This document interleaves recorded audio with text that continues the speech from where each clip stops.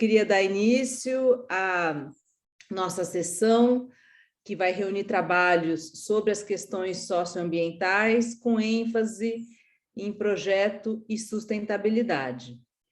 O primeiro trabalho a ser apresentado é intitulado Desenvolvimento Sustentável, uma revisão crítica para repensar a arquitetura, de autoria de Simone Fernandes Tavares de Mello, Tatiana de Oliveira Quileto e Akemi Ino. Por favor, Simone, agradeço a sua participação e a palavra está com você. Olá a todos, boa tarde. Agradeço a oportunidade por estar aqui apresentando esse trabalho. A Lúcia já apresentou aqui, então, o grupo, né, responsável por esse trabalho. E eu queria começar falando, né, que trata-se de uma discussão teórica sobre desenvolvimento sustentável que foi realizada através de revisão bibliográfica, cujo objetivo, então, seria problematizar a sua discussão mais corrente, né, e apresentar autores e teorias que possam trazer contribuições, novas contribuições para a gente pensar na sustentabilidade e o desenvolvimento sustentável. Bom, não está passando. Bom, para começar, né, na introdução, nós delineamos uma linha do tempo apresentando os principais documentos e eventos internacionais que fundamentaram a própria discussão sobre sustentabilidade, não apenas na arquitetura, né, mas para todas as áreas do conhecimento. E apesar da discussão fomentada, dos diferentes fóruns de discussões estabelecidos e dos acordos internacionais definidos, percebe-se, com evidências científicas bastante consolidadas, né, que estamos diante de uma séria crise social, ambiental, econômica, política, cujo principal desdobramento são as mudanças climáticas decorrentes do aquecimento global. Dentre todos os documentos, então, produzidos, né, o que ganhou maior visibilidade, serviu de base, de referência para os mais diferentes trabalhos, foi o Protocolo de Brundtland. Principalmente porque ele instituiu a ideia de desenvolvimento sustentável, né, e a frase máxima que a gente usa, né, sempre ouve, que o desenvolvimento sustentável é aquele que atende às necessidades do presente, sem comprometer a possibilidade de as gerações futuras atenderem às suas próprias necessidades.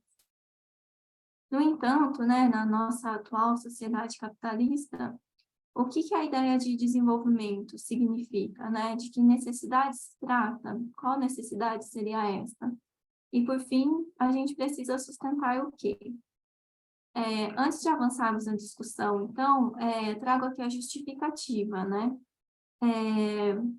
Porque essa discussão ela é importante para o nosso campo da arquitetura e da construção.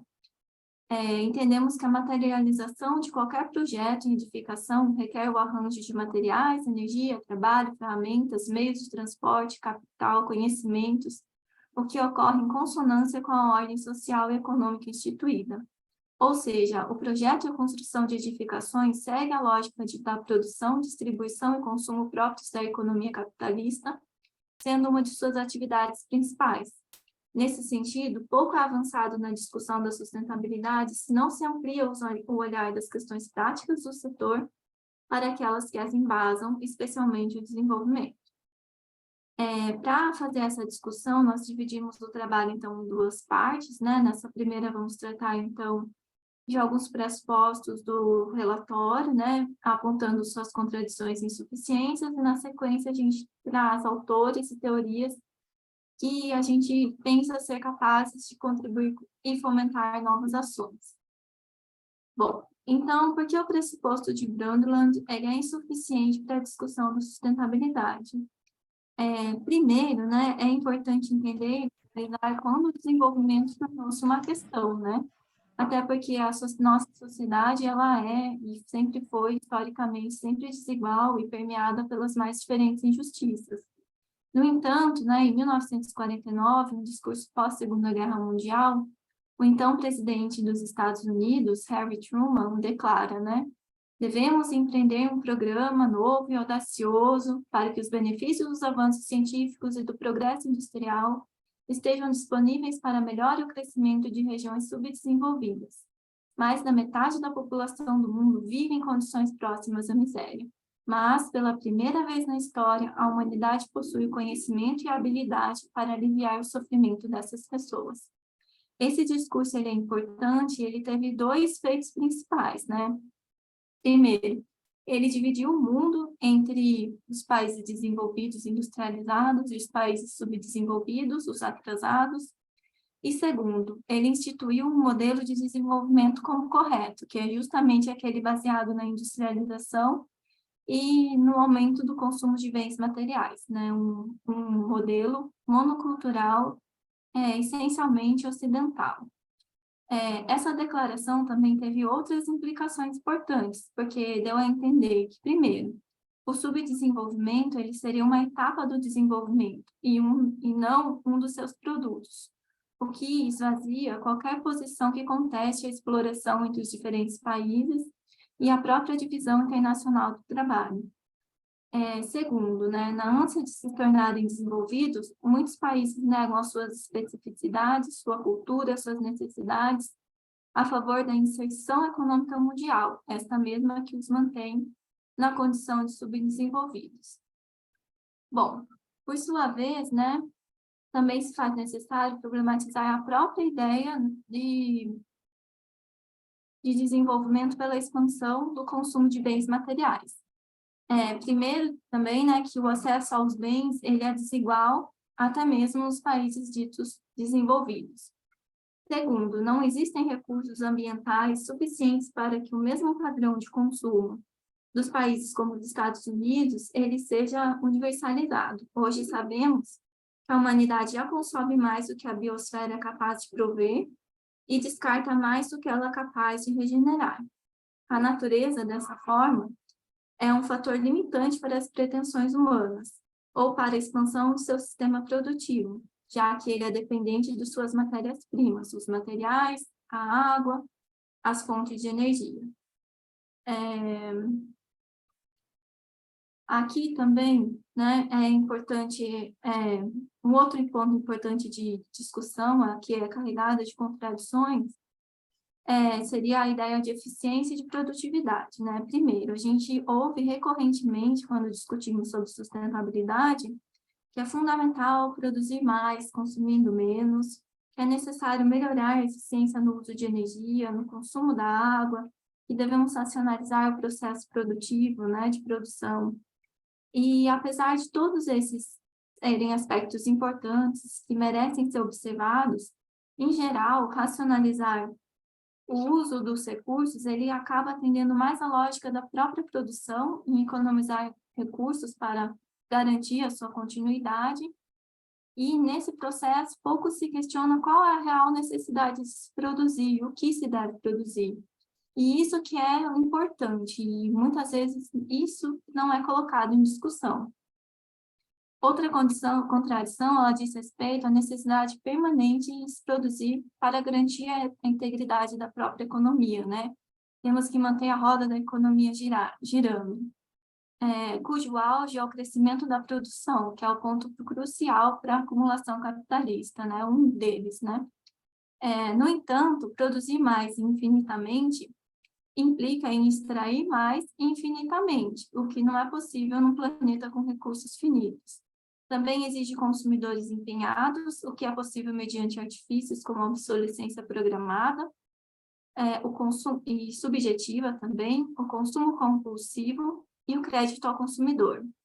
Um dos resultados desse processo é a geração também infinita de resíduos, né? Um dos principais problemas contemporâneos.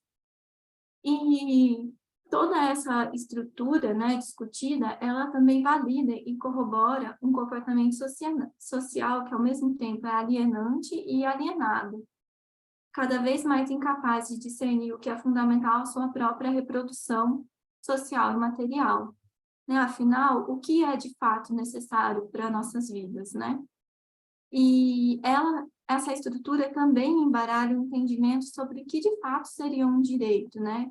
Cada vez mais a gente deixa de lado a luta pelos direitos sociais constitutivos e que vem sendo substituído pelo direito ao consumo, né? Aqui, o direito ao consumo ele é alcançado mediante a capacidade de pagamento do consumidor, e não pela necessidade dessa mesma pessoa, né? E isso ocorre de fato, né? Por exemplo, a questão do acesso à habitação digna, ou mesmo acesso aos alimentos. Bom, diante de toda essa discussão, então, a gente conclui que de pouco adianta melhor qualificar o crescimento econômico, né? Verdejar o sistema produtivo, regular o mercado, para reduzir os seus impactos ambientais e assim se tornar estar, né, desenvolvendo de maneira sustentável, porque nesse caso não são as próprias bases do sistema produtivo que não são colocadas em questão, né? Que são justamente elas que são os principais entraves para que uma verdadeira sustentabilidade possa ser alcançada, né? Bom, aqui a gente finaliza a primeira parte do trabalho, então, né? Onde nós procuramos problematizar a ideia de sustentabilidade mais aceita e demonstrar onde se encontram as suas contradições. Nessa segunda parte, então, apresentamos autores e obras que buscaram ampliar e amadurecer o debate, especialmente sobre a ideia de desenvolvimento. Seriam as abordagens teóricas para as novas ações, dentre as quais, né, nós destacamos aqui o bem viver, o decrescimento, a justiça ambiental e a racionalidade ambiental. Tratam-se de teorias diferentes, com suas especificidades, mas que trazem como entendimento comum. Primeiro, que o crescimento econômico não é a única forma de promover a melhora da qualidade de vida das diferentes populações. Ele se mostrou historicamente desigual e excludente. Segundo, o modelo de desenvolvimento pelo crescimento da produção é incompatível com os tempos da natureza, tido como uma das suas fontes de recursos e depósitos de resíduos, e não como parte indissociável de sua própria existência. Terceiro, eles também têm em comum a crítica ao sistema capitalista, em especial aos princípios de racionalidade e de produtividade, que exigem a produção crescente, né? Quarto, seria a crítica à ideia de degradação ambiental como algo em si, e não como um produto da organização produtiva, que é fruto de decisões sociais. E, por fim, crítica à ideia de racionalidade econômica, a qual tenta ser a solução para os problemas que ela mesma cria, como, por exemplo, a destruição da natureza. Simone, 3 minutos. Tá. Entre o que eles propõem, então, como posição, seriam a redução do tempo dedicado ao trabalho produtivo, que é aquele vendido em troca de salário, a liberação de tempo para lazer, mas principalmente para o que eles chamam de reencantamento do homem com a vida, né? Seria uma brecha onde seria possível repensar outras formas de se viver no mundo. Segundo, defende a descentralização da economia e a autonomia dos diferentes territórios para repensar sua condição, suas necessidades, suas potencialidades, visando a um outro tipo de prosperidade, dentro de uma estrutura baseada em formas ativas de organização social e de participação coletiva. Eles também defendem a pluralidade de cultura, de soluções, de organizações produtivas e sociais contra a ideia de monocultura da monocultura ocidental instituída, e, por fim, defendem que o homem é parte da natureza, e, portanto, a economia também deveria ser. Como resultado desse processo, nós delineamos esse quadro, então, que tenta sintetizar a discussão trazida, né? Ele mostra aqui como a sustentabilidade surge contemporaneamente, né, na sua discussão, apresenta aqui o relatório de Brundtland, sua principal contradição, e elenca autores e obras que nos ajudariam a pensar outras relações com o mundo, né? Então, o que a gente propôs com o nosso trabalho foi um roteiro, né, um roteiro de estudos para quem se propõe a repensar a partir desse conjunto de questionamentos que nós trouxemos.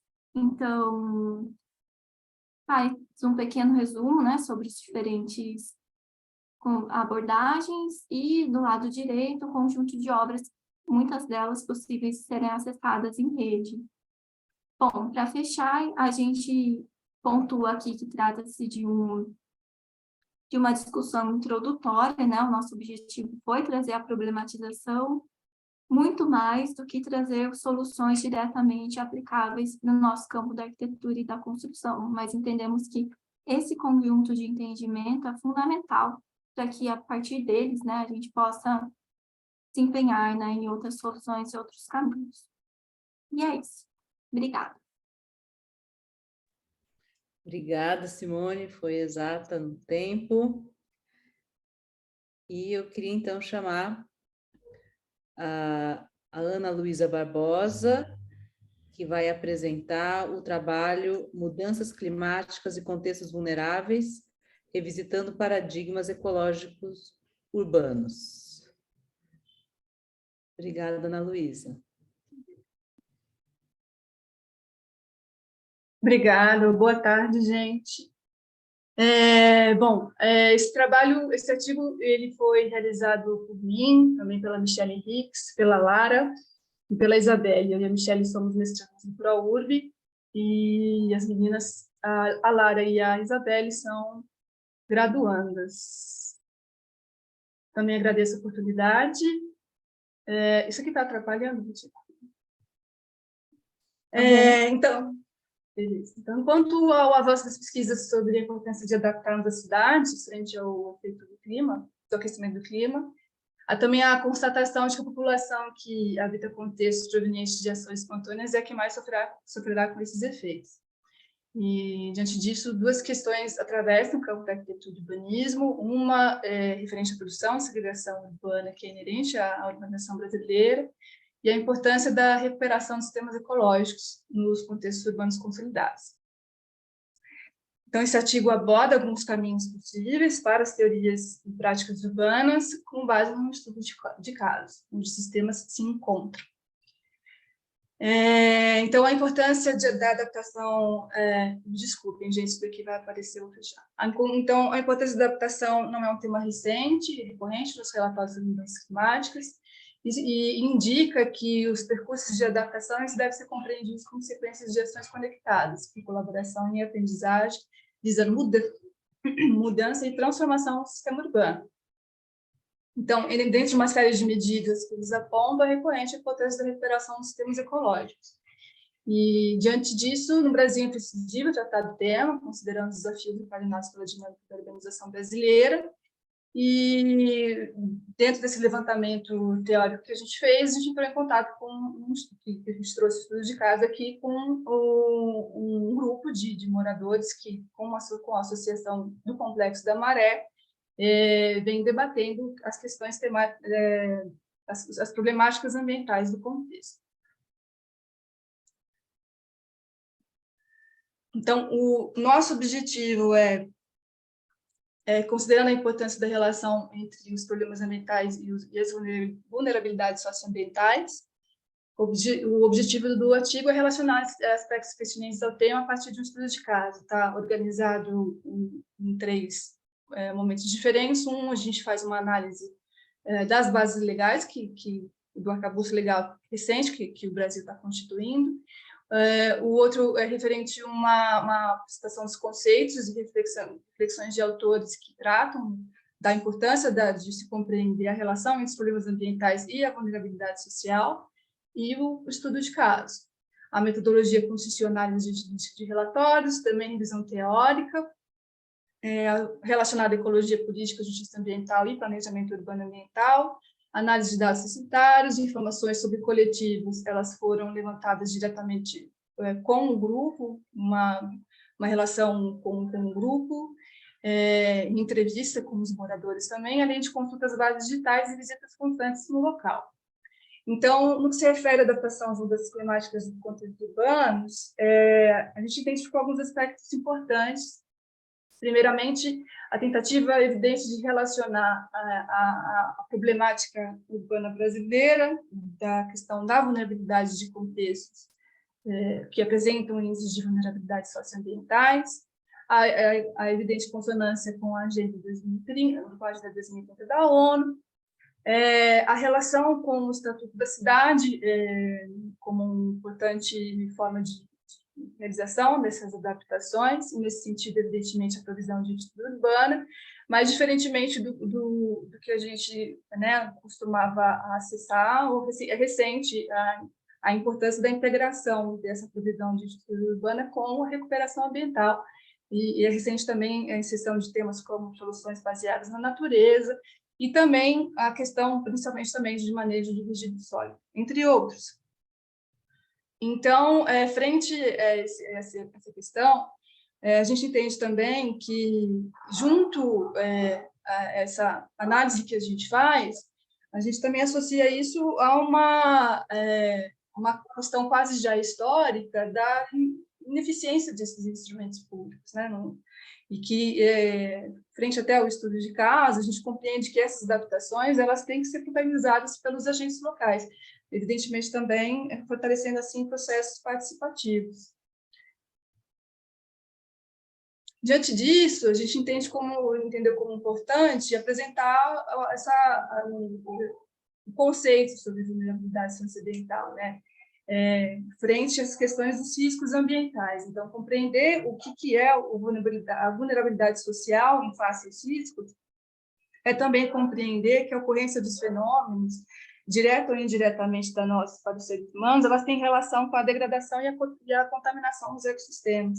Vale ressaltar também as diferenciações que têm que ser feitas do que tange aquilo que apresenta e aquilo que representa risco, né? As situações em que o risco ele tem um potencial danoso evidente, e há situações como as favelas, por exemplo, que, somados à estigmatização, elas acabam sendo caracterizadas como áreas que representam. Então, face a isso, acho que é importante dizer que existe uma ideia de que a crise ecológica ela atinge a todos de forma igual, então não é exatamente o que acontece. É preciso incluir não apenas as questões relacionadas com a exposição a risco, mas também a compreensão dos fatores que aumentam ou reduzem a capacidade de resposta e recuperação das populações. Então, ao tratarmos da questão de risco e vulnerabilidade socioambiental, a gente não deve remeter somente ao conceito de desastre, mas de maneira mais ampla ao conceito de sofrimento ambiental, causado por fatores ligados também ao ambiente que se vive, trabalha, circula, qual as pessoas estão expostas de maneira contínua ou não, apenas perante um determinado evento. Então, a gente traz esse estudo de caso, onde esses assuntos se encontram, né? O Complexo da Maré é um complexo de 16 comunidades, de extrema importância para a história da cidade, mas também para a paisagem, está inserido em trocamento de vias importantíssimas, Avenida Brasil, a linha amarela e vermelha, e na frente da Avenida Fundão, onde tem a Universidade Federal do Rio de Janeiro. Então, esse é o Complexo da Maré, o bairro Vila dos Pinheiros é esse daqui, e tem relação direta com a paisagem da Ilha do Fundão e com a Baía de Guanabara. Então, na década de 60, com uma conivência ideológica forte, muitas famílias que moravam em palafitas, né, na borda da Baía de Guanabara, foram removidas, e entre outras ações do governo federal para o Rio de Janeiro, foi realizado o Projeto Rio, que é do governo federal, que, entre outras ações, foi o que desenvolveu o projeto para essa região, para esse bairro chamado Vila dos Pinheiros, é um bairro planejado. E nessa mesma época, assim, é proveniente, além do projeto e a inserção desse novo bairro, também ocorre a formação de aterros. Então, aí as obras foram finalizadas na década de 90, com a total erradicação de palafitas e 90% de cobertura de serviços de água, esgoto, drenagem e pavimentação. Então, aqui, podia ser um pouco mais abrangente, mas aqui. Então, aqui a gente tem a Ilha dos Pinheiros, aqui já é a parte mais do continente, então o resultado é esse aqui, com a realização de aterros e o projeto do Projeto Rio, que hoje contempla o bairro Vila dos Pinheiros. Então, é uma região com acesso a saneamento básico, entretanto, com um problema sério com lixos. Então, tem uma questão com a problemática principal é a questão do acesso à coleta, mas também um abandono desses espaços que são fundamentais para o que tange as questões ecológicas, né? A região do complexo ela é composta por aterros particulares, então a gente fez essa diferenciação aqui, aterros feitos pelo Estado são esses daqui um pouco mais escuro, e o mais claro são aterros feitos pelos próprios moradores, então o Complexo da Maré ele avança sobre a Baía de Guanabara.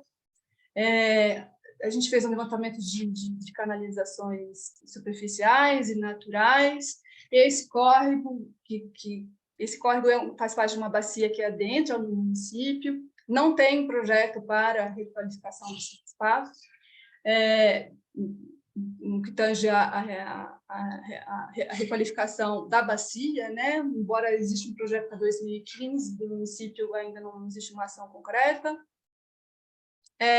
Vale dizer que, atualmente, não foi constatado onde vai o esgoto, entretanto, é sabido que não há o tratamento, existe uma estação de tratamento de esgoto próximo da região, mas não constatou-se a ligação da saída de esgoto com essa estação. A maior parte do município do Rio é de planícies, e são regiões com predomínio de processo natural do tipo vertical, com uma infiltração muito grande de assoreamento, e são regiões com alto índice de acumulação de sedimentos e resultantes das áreas elevadas do rio. Inclusive, em análise da Baía de Guanabara feita pelo Amador, ele aponta que essa região é uma região que apresentou o maior valor de assoreamento por área, associado também ao projeto Rio e Cerrado de Mangueiras. Então, além disso, o fator do clima do Rio de Janeiro, muitas chuvas, né? Esse é o parque ecológico que a gente adota como Mata do Pinheiro, uma vez que é adotada pelos próprios moradores. É constante a presença de lixo na região. Então, diante disso, o Complexo da Maré ele tem há alguns anos, né, muita presença de mobilização dos moradores no que tange a luta por direitos humanos. E é recente, de uns 3 ou 4 anos para cá, o surgimento de uma série de organizações que vistam debater as questões ambientais, sempre baseada na educação ambiental, baseada na importância de estudar, de compreender o contexto onde eles moram, a relação com a Baía de Guanabara, e principalmente a questão dos efeitos das mudanças climáticas. Eles desenvolveram, estão em vias de emitir uma carta sobre a questão das mudanças climáticas. E por que é isso importante, né? Porque a gente vê que, enfim, isso começa a se associar a uma série de pesquisas no campo da arquitetura e urbanismo, no que tange a multiplicidade dessas perspectivas e de como o arquiteto irá se inserir dentro desse amplo debate. Então, Ana, 3 minutos, tá? Obrigada. Então, tais práticas tanto se relacionam com os princípios do direito à cidade, da produção do espaço urbano, assim como conectam diferentes escalas, integrando as formas de perceber a paisagem, a natureza e a ação. E os paradigmas ecológicos aplicados, os contextos urbanos, eles saem, então, do campo histórico de ideal universalista, né, para se relacionarem com uma história de sobrevivência, de cuidado com a vida e com o planeta, um contexto no qual o arquiteto urbanista está ausente. E, para além disso, a gente traz como conclusão que no Brasil é urgente que o desafio da adaptação às mudanças climáticas lance um olhar atencioso para os processos históricos de vulnerabilização socioambiental que caracterizam as cidades brasileiras. Esse contato constante com o coletivo, ele traz essa evidência de que há diferentes maneiras de vulnerabilizar a população que é proveniente de ações tão espontâneas e de favelas. Então, a gente traz esse ponto não só para salientar esse aspecto do debate ambiental no contexto urbano, sobretudo também para dizer que a superação desse quadro ele passa pela construção de uma nova perspectiva de integração das lutas ambientais e sociais, com articulação entre todos os atores envolvidos, e também a mobilização social e iniciativas como do coletivo Raiz da Mata e a aproximação dos arquitetos urbanistas desse debate. São um primeiro passo na construção de um novo paradigma, capaz de superar o quadro de justiça social e ambiental encontrado nesses territórios. Acho que eu até corri um pouquinho, mas é isso, gente. Tá ótimo. Obrigada, Ana Luísa.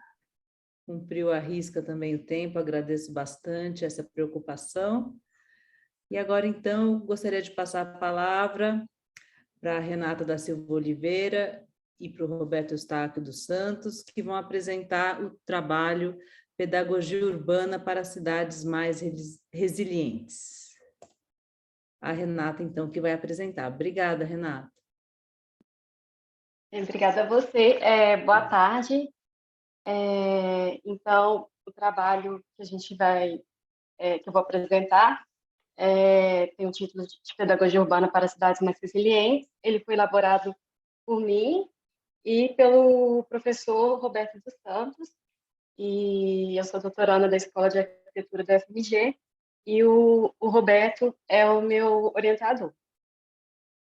E esse trabalho, ele tem como base os trabalhos do projeto de extensão Águas na Cidade, que é coordenado pelo professor Roberto, e pela minha pesquisa de doutorado, que tem o título de Pedagogia Urbana sobre as águas na cidade, na Bacia do Cercadinho. Bom, o trabalho ele é estruturado, o artigo, em 6 itens, né, contando a introdução e as considerações finais, e eu vou discutindo aqui ao longo dessa apresentação. Então, a gente parte da constatação, né, da recorrência cada vez maior dos eventos do desastre envolvendo as águas urbanas, né, enchentes, alagamentos, inundações, enxurradas. E esses eventos eles estão relacionados tanto com os processos de urbanização, geralmente caracterizados pelo desrespeito às dinâmicas naturais, e têm sido agravados pelas mudanças climáticas, né, pela aceleração das mudanças climáticas. E apesar de a gente verificar, né, discursos técnicos, políticas, programas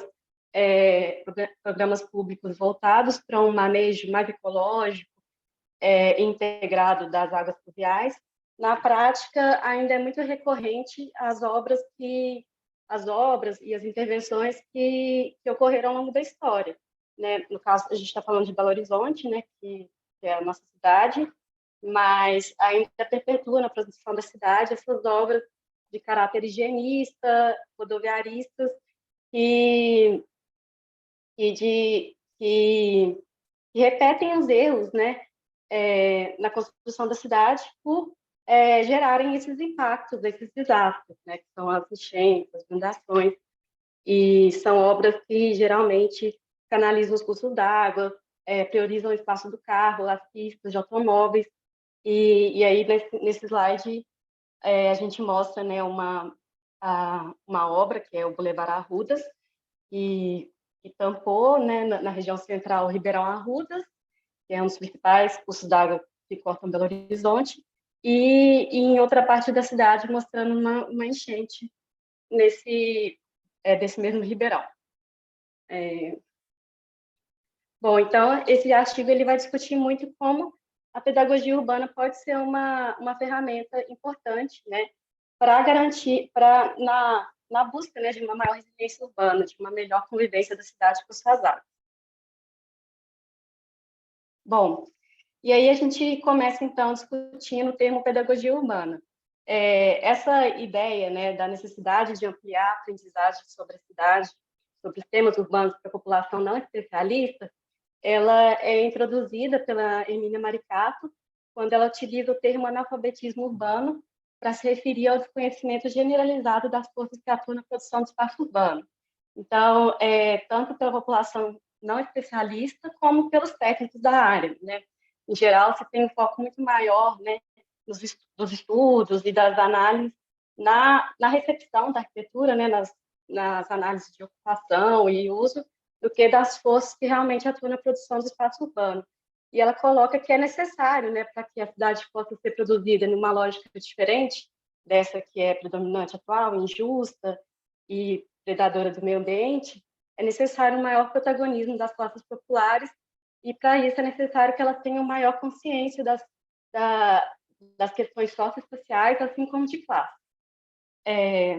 O termo pedagogia urbana, ele é introduzido pelo Marcelo Lopes de Souza, e para se referir, né, no contexto da discussão sobre a democratização do planejamento e da gestão urbana. Ele coloca que para que as pessoas possam participar de forma autêntica nos processos de decisão sobre a cidade, é fundamental que elas tenham conhecimento técnico-científico das questões urbanas.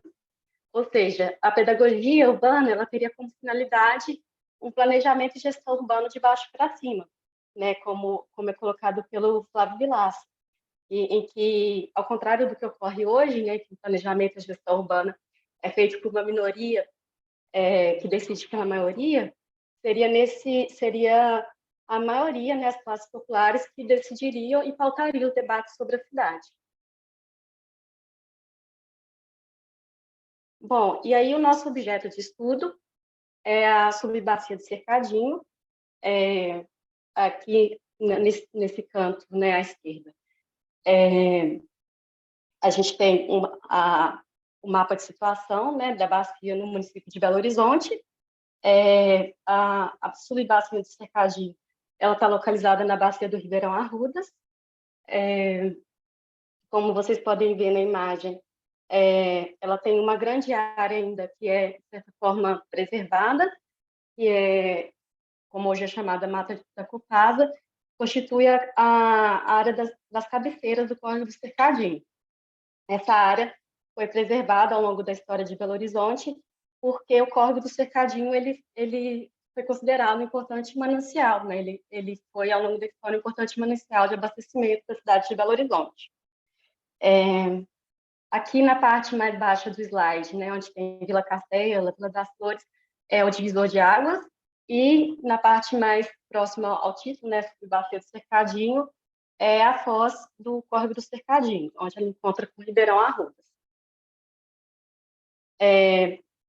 A subbacia do Cercadinho, ela foi escolhida, né, como objeto dos nossos trabalhos no projeto Águas da Cidade, por ser uma bacia em que a gente identifica ainda um potencial de recuperação socioambiental muito grande, porque em relação a outras bacias da cidade de Belo Horizonte, ela ainda apresenta muitos dos seus córregos presentes na paisagem, né, em leito natural ou em canal aberto, e além dessas matas, desses vestígios de matas, além de padrões de ocupação também que convivem, de certa forma, convivem bem com as águas, com esses córregos. Então, aqui só mostrando que também um afluente do Córrego do Cercadinho é o Córrego Ponte Queimada, e aqui algumas fotos do local. E aqui também umas fotos da bacia do Cercadinho, mostrando como ainda esses elementos naturais estão presentes na paisagem da bacia.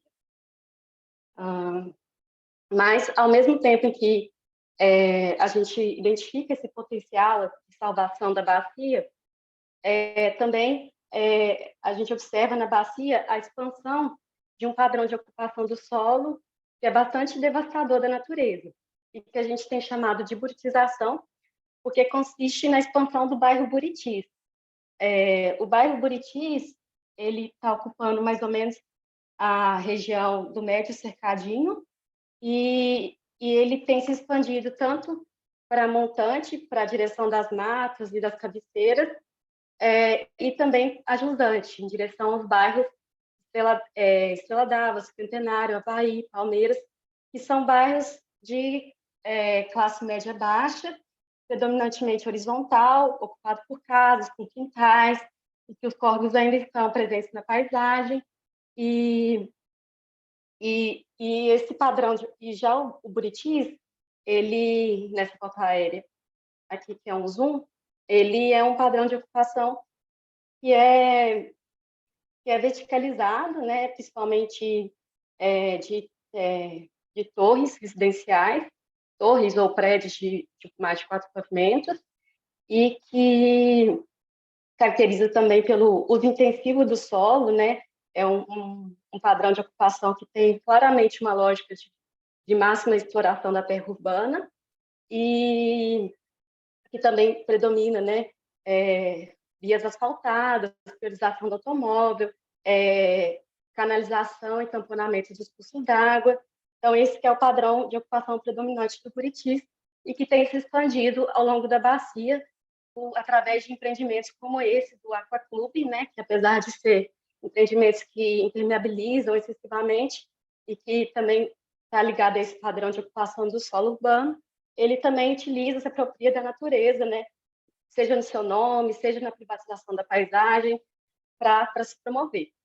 Então, aqui a gente tem também uma vista da bacia, aqui nessa parte superior do slide, o que mostra esses bairros, né, mais ajusantes, que são bairros mais horizontais, e a montante tem esse padrão de ocupação, que é o Buritis, e que também conforma também, também se expressa em outro bairro, que é o Belvedere, e que acabam tampando a vista da Serra do Curral, que é uma importante marco da paisagem de Belo Horizonte.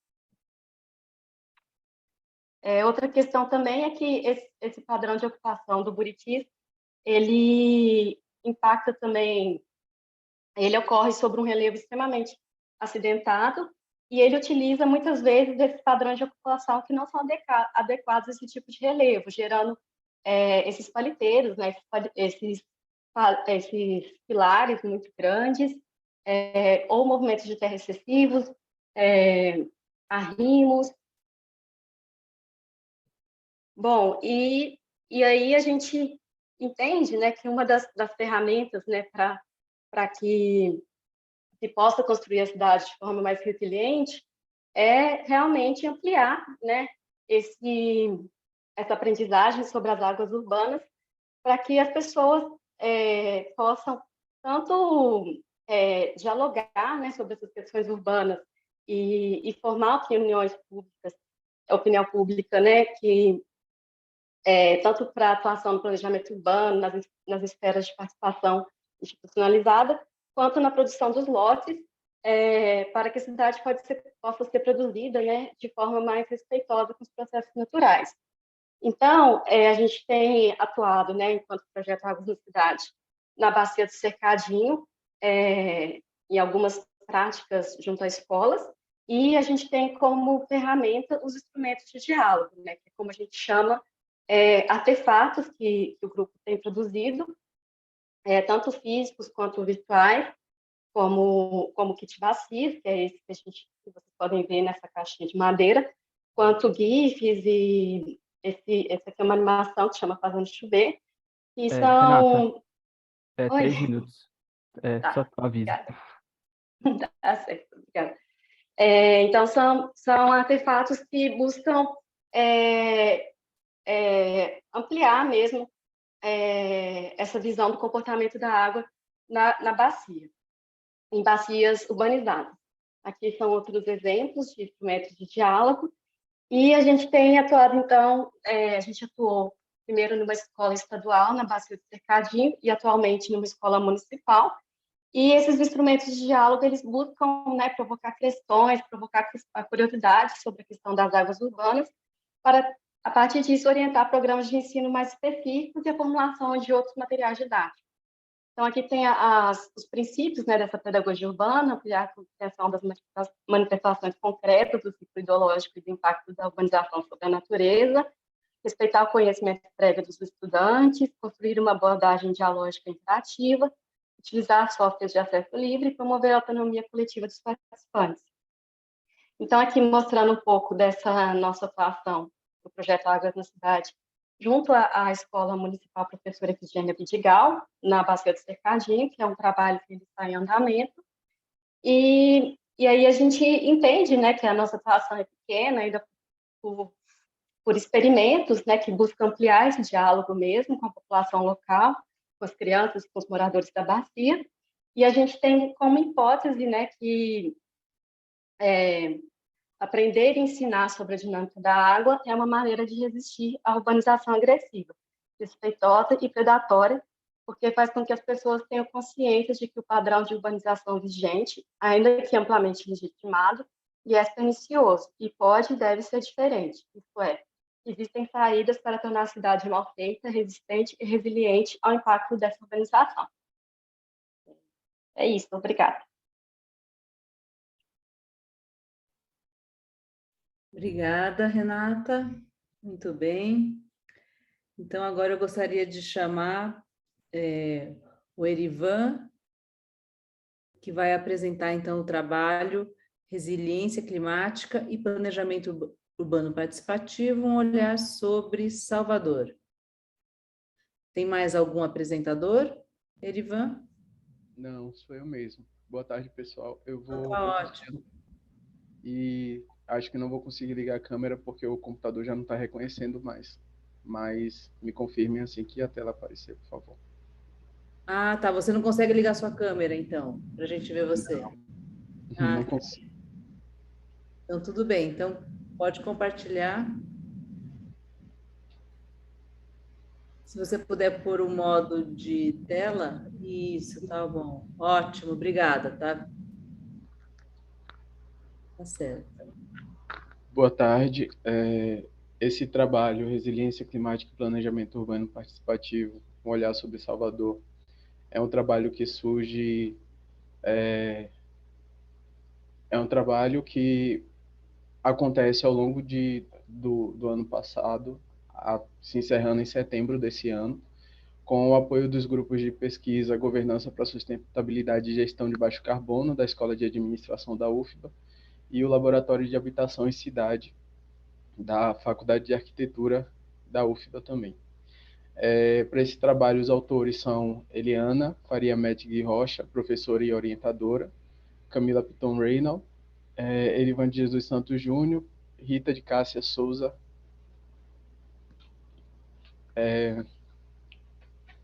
Então, Resiliência Climática e Planejamento Urbano Participativo, um olhar sobre Salvador, é um artigo que faz uma leitura crítica sobre como Salvador está tratando a resiliência climática em seu planejamento urbano. Mas, para a gente entender o momento atual das estratégias de resiliência climática de Salvador, é preciso voltar até o 100 Resilient Cities, que é uma ação desenvolvida pela Fundação Rockefeller em 2013 e que ajuda as cidades a construírem resiliência e se tornarem mais resilientes aos desafios físicos, sociais e econômicos, que são desafios crescentes no século em que a gente está.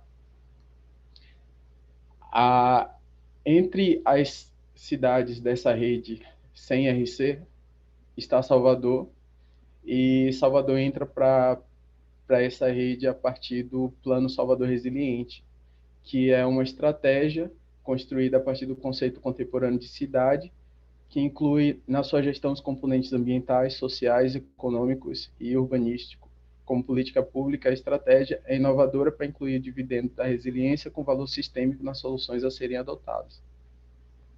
E do Salvador Resiliente surge onde a gente quer chegar nesse momento, que é o PMANC, que é a última ação, o último plano estratégico de Salvador e última ação como política pública também, que traz algumas ideias, diretrizes e metas que podem ser alcançadas com o objetivo de tornar Salvador mais resiliente, bem como reduzir as emissões de gases de efeito estufa.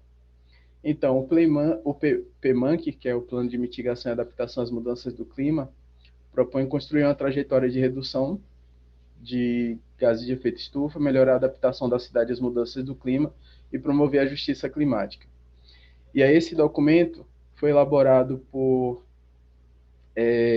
agências multilaterais, entre elas internacionais e organizações da sociedade civil, o que torna o PMANC, de certa forma, participativo, mas como eu vou apresentar logo mais.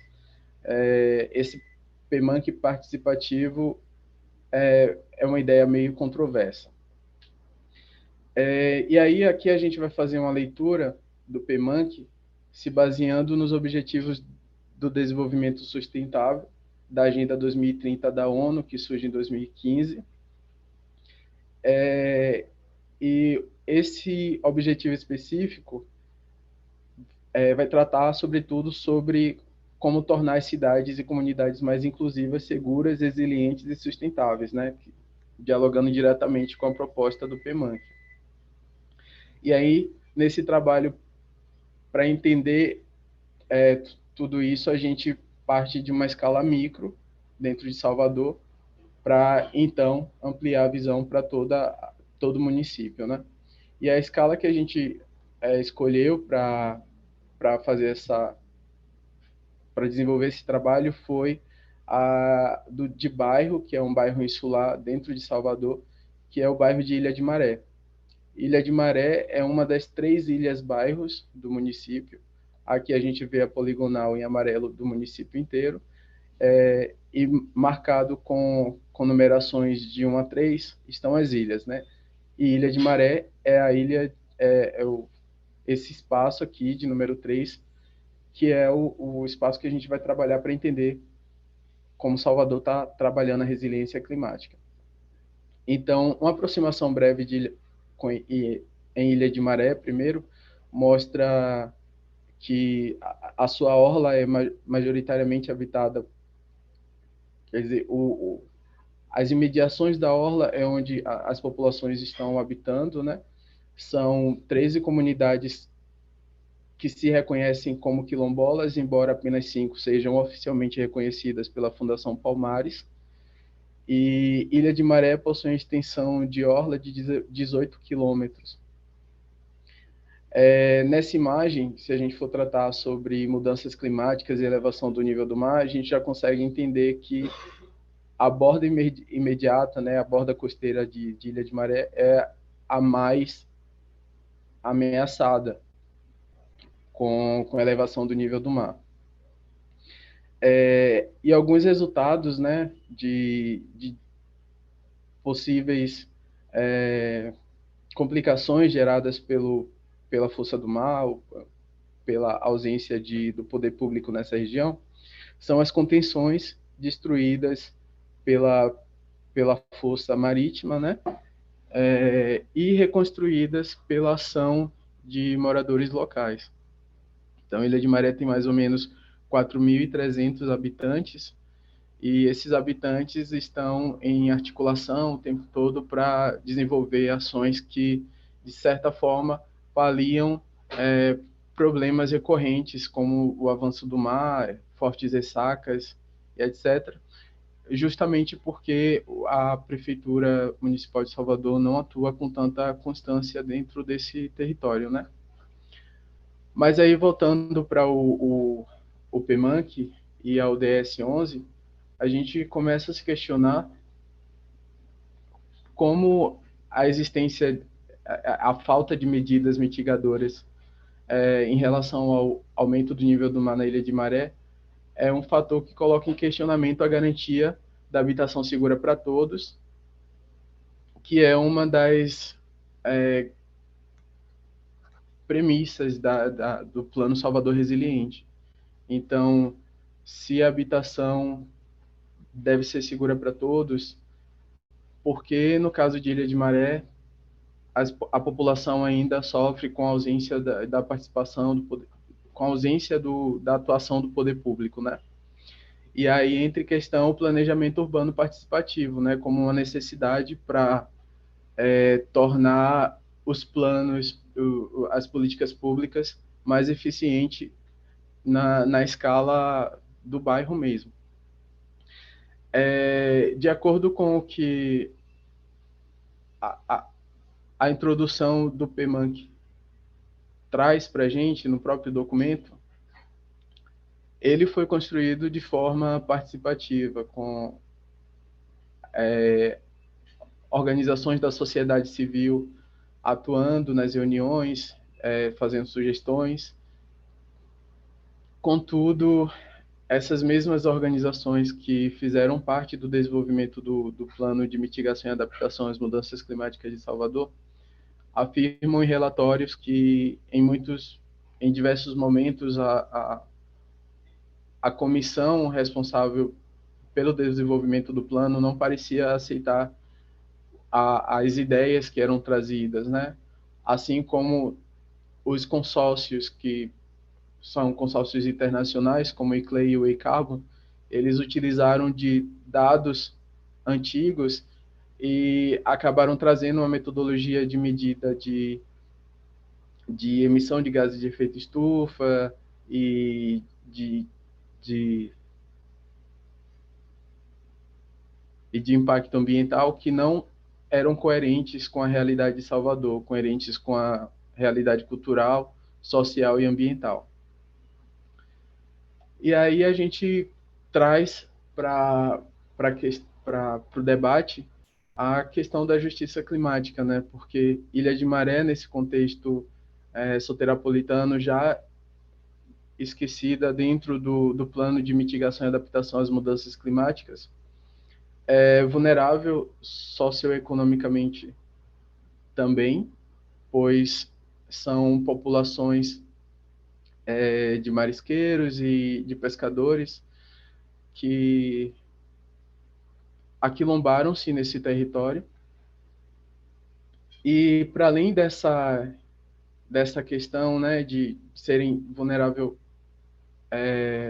estarem em condição de vulnerabilidade socioeconômica, ainda existe o fator de que Ilha de Maré está cercada por pontos de exploração química, ou por retroportos, ou por plataformas de petróleo, que torna o ambiente ainda mais insalubre, né? Ampliando, reforçando, potencializando o racismo ambiental no qual estão inseridos. E aí, aqui nessa imagem, a gente consegue ver que Ilha de Maré está no centro. Do lado de Ilha de Maré tem o Porto de Aratu, que é da Companhia das Docas do Estado da Bahia, que movimenta químicos dos mais variados, desde metais pesados até químicos que vazam o tempo todo na atmosfera. E do lado esquerdo tem os portos das plataformas de petróleo da Petrobras em Madre de Deus, que vira e mexe também tem um vazamento e contribui na poluição dessa região, né? E aí, como Ilha de Maré se trata de uma comunidade de pescadores e marisqueiras, a gente começa a perceber como esse racismo ambiental está potencializado e como a justiça climática não está sendo feita nesse território. Não só para além das questões de recusa ou de esquecimento já gerados no âmbito administrativo local, né?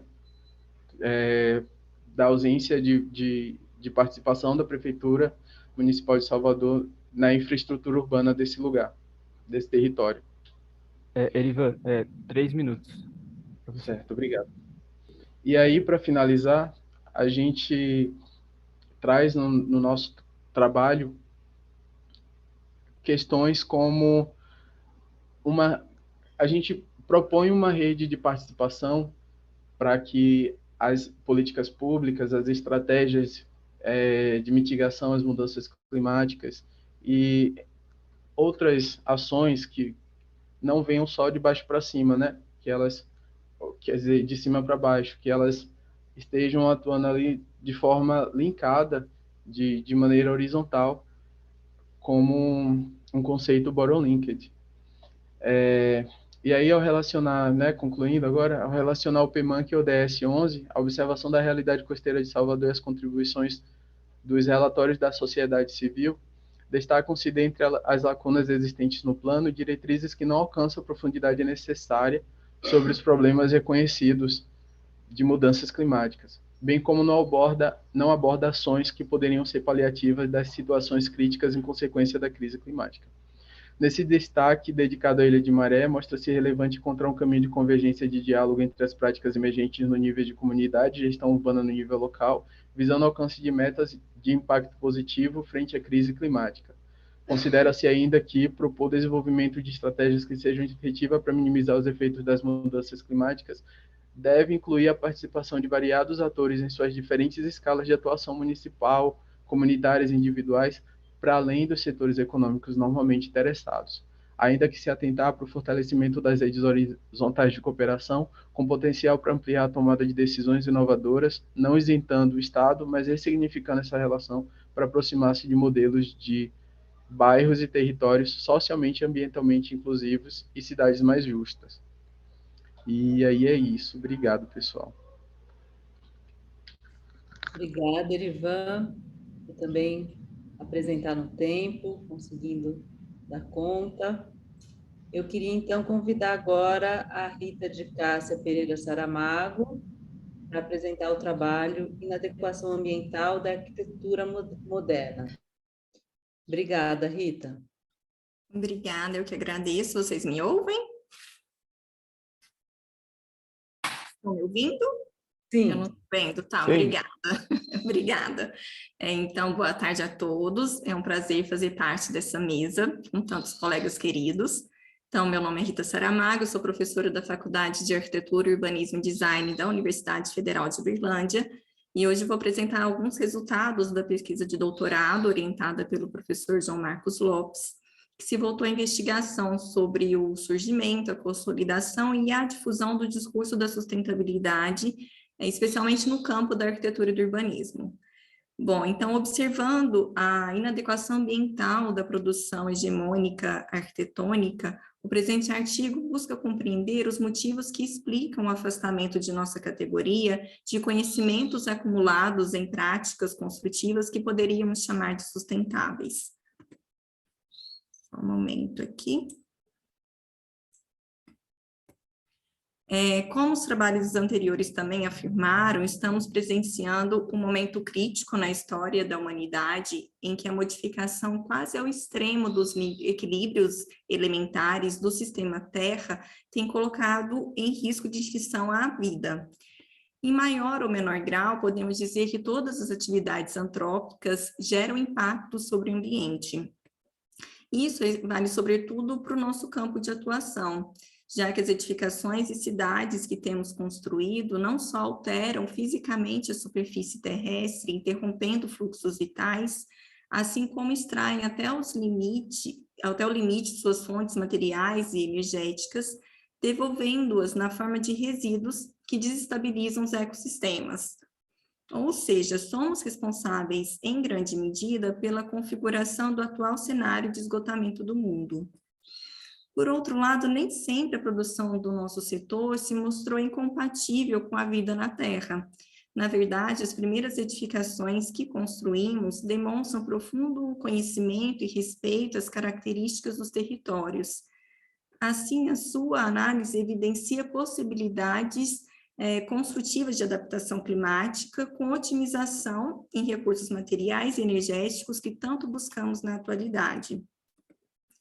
Em contrapartida, a culpa pela ruptura da arquitetura com cuidado acerca das condições ambientais e climáticas de seu contexto de implantação, geralmente é atribuída à propagação do estilo internacional dentro do movimento moderno.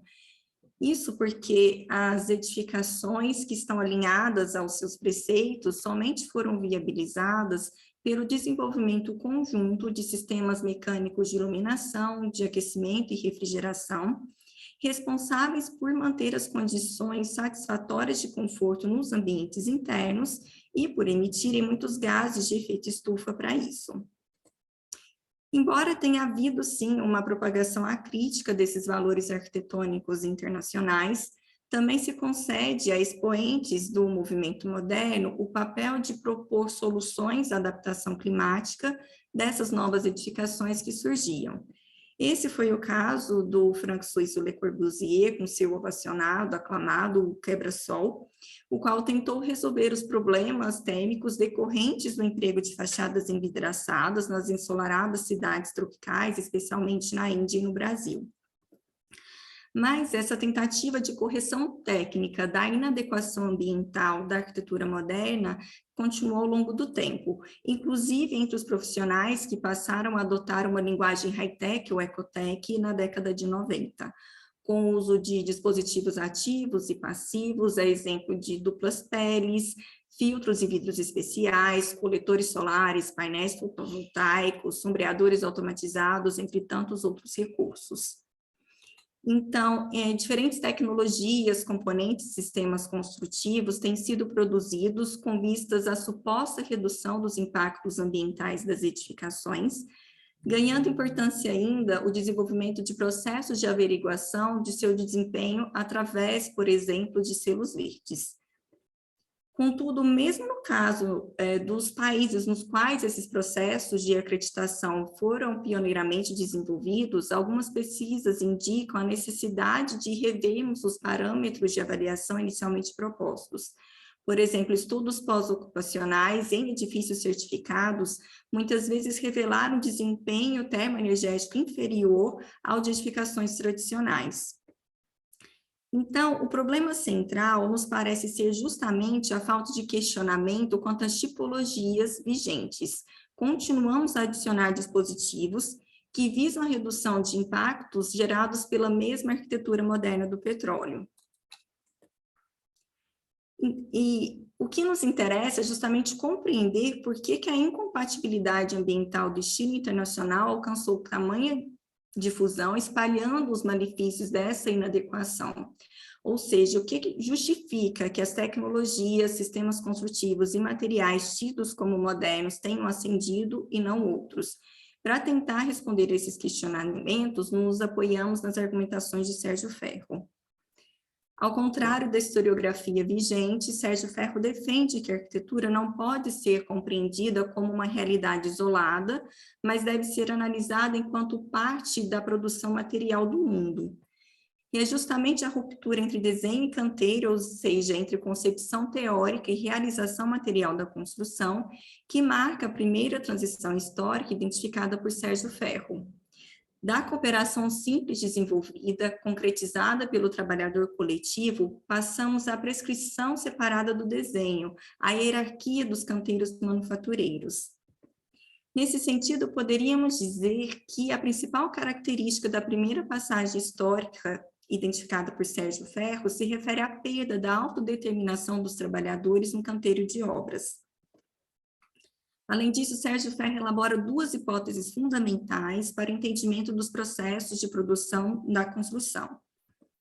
A primeira delas aponta que a construção civil, por se organizar como manufatura, constitui uma das principais fontes de acumulação primitiva do capital. E também, em virtude de seu caráter manufatureiro, a construção tornou-se um dos setores usados para enfrentar a equalização da taxa geral de lucros no capitalismo.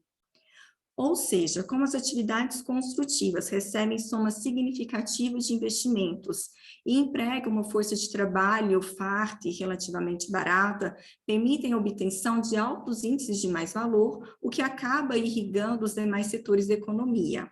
Então, de acordo com Sérgio Ferro, isso bastaria para explicar por que o arquiteto e a manufatura da construção nascem juntos, apoiados no capital. Mas não bastava separar o desenho. Para exercer um maior controle sobre o corpo produtivo, também era necessário mudar suas referências. E foi isso que também fez Brunelleschi, considerado nosso santo padroeiro, adotar o estilo clássico para a cúpula de Santa Maria del Fiore. Então, exigindo uma mão de obra menos dispendiosa e fazendo uso de um vocabulário desconhecido por esses mesmos trabalhadores, o clássico favoreceu a dominação efetiva dos canteiros pelo desenho dos arquitetos, aliados, mesmo que inconscientes, do capital. Por outro lado, como construir continua na mão dos trabalhadores, a sua subordinação é apenas formal. Já no final do século XIX, a industrialização demandou outros artifícios da construção civil para além do desenho apartado dos canteiros. Isso porque, mesmo com a ascensão dos processos industrializados de construção, setores ainda marcados pela organização manufatureira como construtivo continuam sendo fundamentais ao capitalismo. Afinal, ao substituir trabalho humano por máquinas, perde-se a capacidade de valorização do valor. Lembremos que só o trabalho humano produz valor. Então, visando se adaptar à nova conjuntura de organização do trabalho, a construção apoiou-se na substituição do código formal, com o uso de materiais desconhecidos até então. Foi aí que a arquitetura se tornou fluente e modernês. E essa mudança de idioma visava tanto implementar uma espécie de simulacro da real subsunção do trabalho ao capital nos canteiros, quanto conter a ameaça revolucionária de seus trabalhadores, que tinham crescido em importância no centro do movimento operário, especialmente na França. É a partir desse contexto que poderia ser entendida a rápida difusão da tecnologia do ferro e do concreto armado que ocorreu no período, culminando no também espalhamento da inadequação ambiental do estilo internacional. Como a construção não pode se industrializar plenamente, o ineditismo do ferro e do concreto armado acaba por desarmar os operários, tomando o lugar dos materiais tradicionais que fundamentavam o saber fazer de seus ofícios. Ou seja, o estilo internacional conforma-se com certa facilidade ao modo de produção hegemônico, e isso ocorre especialmente por favorecer as lógicas de expropriação do trabalho. Mas não só isso, porque a ruptura definitiva da autonomia dos trabalhadores significa igualmente ruptura com o território, com o meio natural. Com frequência, as edificações em ferro, aço, concreto e vidro são muito quentes ou muito frias, dependem de luz elétrica, ventiladores, ar-condicionado, aquecedores, para que mantenham condições mínimas de ocupação. Tentou-se, em vão, remediar essa inadequação ambiental com brises e terraços jardins em um primeiro momento, e depois com sofisticados sistemas prediais de geração de energia. Apesar disso, seguem sendo massivamente construídas, como se fossem a única opção possível, enquanto lançam mais e mais carbono em nossa já saturada atmosfera. E com a passagem da hegemonia do capital produtivo para o financeiro a partir da década de 70, tanto os impactos ambientais das edificações que temos construído, quanto a precarização das condições de trabalho da mão de obra dentro dos canteiros e fora deles acentuaram-se. Isso é especialmente verdade no caso da produção dos arquitetos estrela, os quais empregam nas obras que concebem materiais, componentes e sistemas prediais de ponta, ou seja, com alta tecnologia incorporada. Por outro lado, em consequência dos impactos da crise de 2008, conseguimos identificar um novo movimento desses arquitetos estrela nos últimos anos, justamente sua aproximação com a agenda da arquitetura sustentável, forçando uma espécie de reconfiguração da renda da forma para a renda verde. De fato, várias cidades do mundo têm recebido edifícios sustentáveis dos arquitetos estrela, enquanto reproduzem em grande escala e velocidade os mesmos padrões sustentáveis de produção, de consumo e de urbanização. Esse é o caso da cidade modelo de Masdar, nos Emirados Árabes Unidos. Rita, Oi. 3 minutos. Tudo bem. 3. As diferentes abordagens desses recentes projetos sustentáveis reiteram, então, a crença no poder da ciência e da tecnologia em manter a degradação ambiental sob controle, mesmo com todas as evidências científicas em contrário. Em contrapartida, durante esse processo, perdemos a adaptabilidade das soluções construtivas aos territórios, deslocando para um segundo plano até quase desaparecer o emprego de sistemas e de processos de produção mais amigáveis e ajustados em termos socioculturais e ambientais. Então, cabe nos perguntar se nossos discursos e práticas contribuem para legitimar as condições de exploração do trabalho e da natureza, ou se, ao contrário, nos possibilitam a criação de brechas que nos permitam vislumbrar alternativas ao existente, a adiar o fim do mundo, como nos convoca Ailton Krenak. Afinal, se a emergência climática e as demais crises ambientais que nos rondam exigem urgentes e sistêmicas mudanças em nossos modos de vida, igualmente dependem de profundas transformações nos meios e processos de produção do ambiente construído. Muito obrigada pela atenção. Ótimo, Rita, muito obrigada pela apresentação, também respeitando o tempo.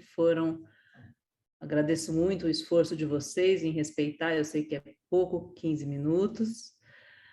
Bom, dando continuidade, a gente começa então a nossa sessão de debates. Então, se os autores que estão presentes puderem ligar as câmeras, eu sei que o Erivan está com dificuldade, mas os demais, se puderem, eu agradeço.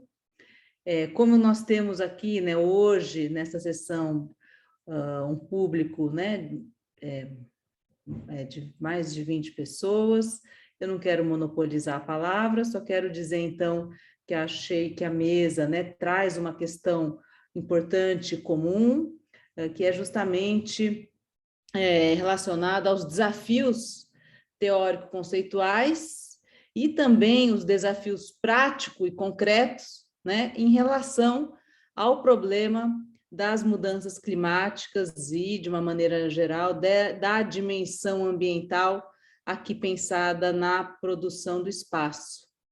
Cada um, obviamente, com uma ênfase, né? Alguns com a discussão mais teórico-bibliográfica, outros mais voltados à prática e às estratégias, então, que a arquitetura e o urbanismo podem empreender em relação a esse horizonte de mitigação dessas alterações climáticas.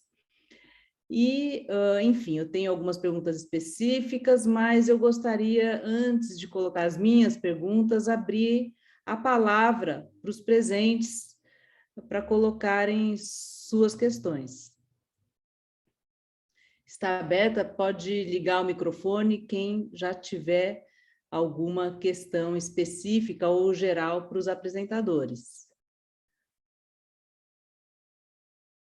Os apresentadores também podem fazer perguntas para os demais.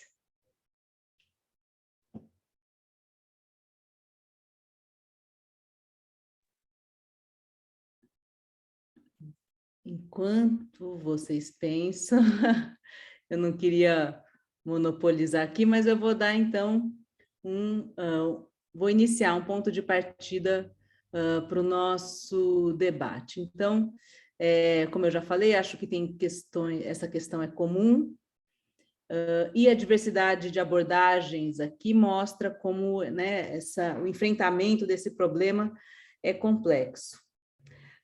Eu vou fazer algumas questões específicas, o meu esforço aqui, considerando, né, que a gente está dentro de um encontro nacional de pesquisadores em arquitetura sobretudo, né, eu vou focar as minhas questões para isso. Então, procurando, né, porque a gente avance aqui no entendimento de algumas abordagens e estratégias de ação. Para a Simone, bom, eu conheço o trabalho da Simone, né, já por ter participado da banca, e sempre que eu vejo essas outras abordagens, né, eu concordo com você, essa crítica que você faz em relação, não só você, mas você amparando aí na bibliografia, sobre as ideias do relatório Brundtland, né? Então, assim, acho isso muito importante. Mas, por outro lado, as abordagens, né, do bem viver, decrescimento, justiça ambiental e racionalidade ambiental que você traz, e essa ideia de um reencantamento, todas elas, a gente está pensando aqui num sistema praticamente fora do regime de acumulação capitalista, né? Enfim, eu não quero que você responda isso, mas eu sempre fico colocando para mim, que é uma questão cara, né? Como ficam nessas abordagens a questão da propriedade da terra e da propriedade do dinheiro. Eu acho que, enquanto a gente não tocar a fundo nessas questões, todas as abordagens que procuram, então, revolucionar, né, os regimes de acumulação, elas vão ficar, né, como uma proposição de difícil implementação, considerando, né, o avanço cada vez maior, e apesar das crises, do regime de acumulação capitalista. mas não precisa responder, é uma questão que eu sempre fico quando eu leio os trabalhos relacionados a essas outras abordagens. E aí também aqui fica a minha questão para você, né? Em que medida, nessas outras abordagens, como você destaca como elas veem o papel da arquitetura e da construção né, nessas abordagens, né, que criticam o desenvolvimento sustentável. Que se você pudesse citar alguns exemplos, né, de como eles colocam isso.